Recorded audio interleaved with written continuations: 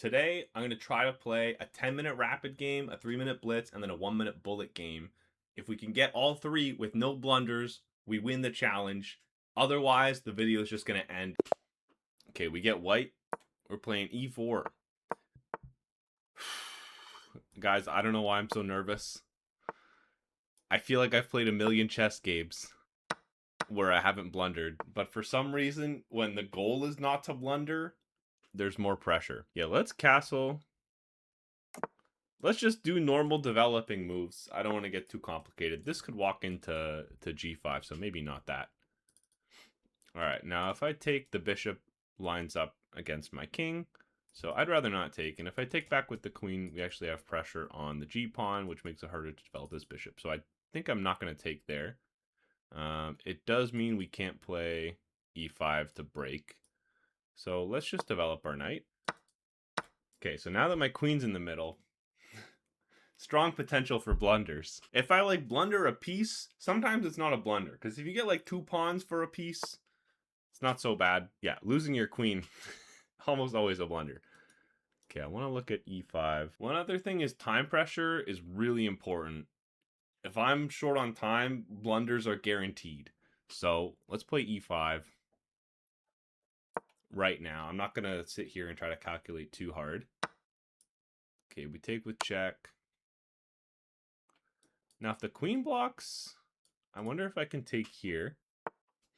But yeah, this is sort of expected. Okay, maybe I could try rook e1, so preventing black from castling, because I would take the bishop. What's a move? This might like kick the queen. Ah, no, but then I take here. Okay, I think we're chilling with rook e1.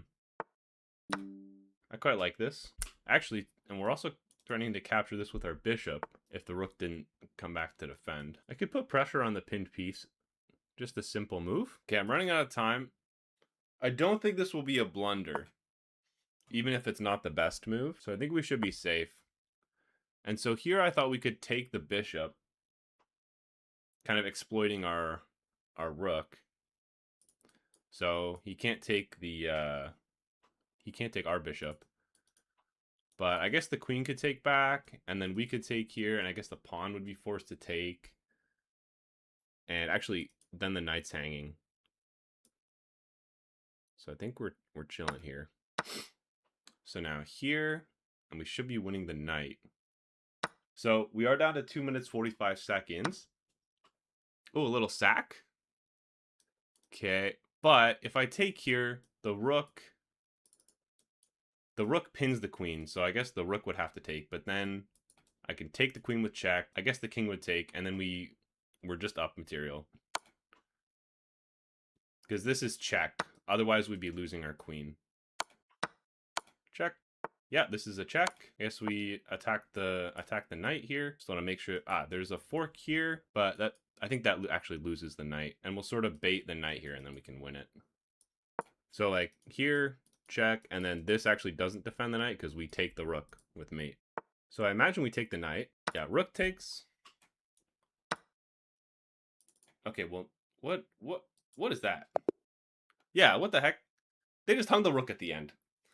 Okay, now for the reveal. Did we blunder? Okay, I played like an amazing game. It says I played like a 2150. I'll show you the game review stuff here. Okay, e5 was wrong. I thought this was pretty nice. Yeah, okay, rook e1 also makes sense. Okay, I'm pretty happy with this sequence. Best, that was excellent. Takes, and then the knight. I guess this is a desperado, but it doesn't quite work because we're winning the queen with that revealed attack. This is where I'm scared, bro.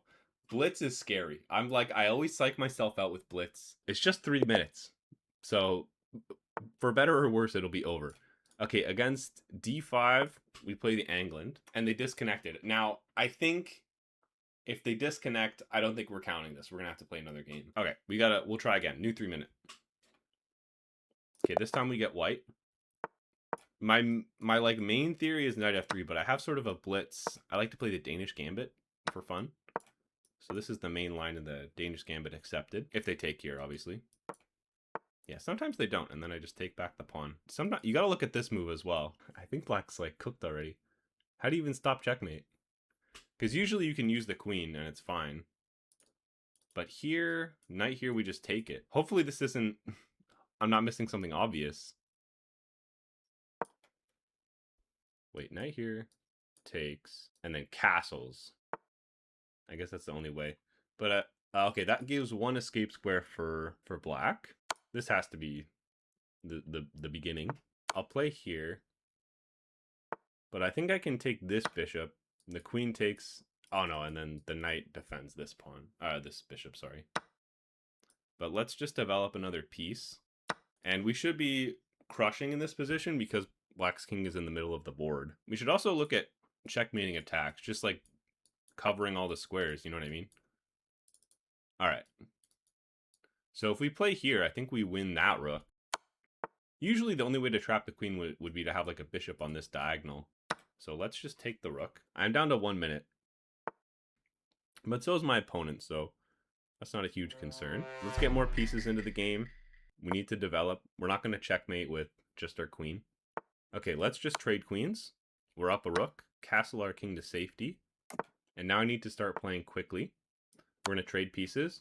It's going to be a capture. We'll play a check and develop a rook at the same time. Let's attack this knight. We're still up a rook, so I believe we can trade off here safely.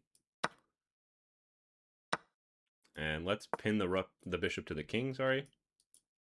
And then we can apply pressure if they let us. Let's double our rooks. Okay, take a pawn. Take another pawn. Play here. We'll attack this bishop again.